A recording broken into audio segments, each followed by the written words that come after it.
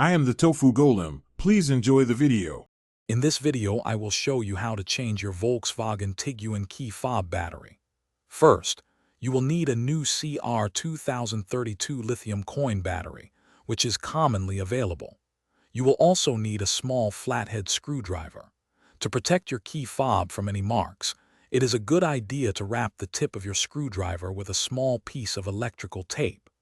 Having these items ready will make the process smooth and quick. The first step is to access the emergency key. Look for a small button, usually on the side of your key fob.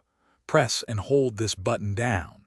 As you hold it, the emergency key will pop out slightly.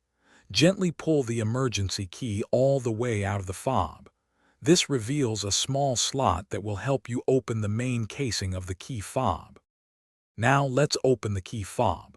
With the emergency key removed, you will see a small slot or seam along the edge of the fob. Insert your taped flathead screwdriver into this seam. Gently twist the screwdriver to pry the two halves of the fob apart.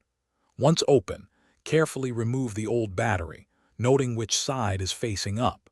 Insert the new CR 2032 battery with the positive side facing the same direction. With the new battery in place, it's time to reassemble your key fob.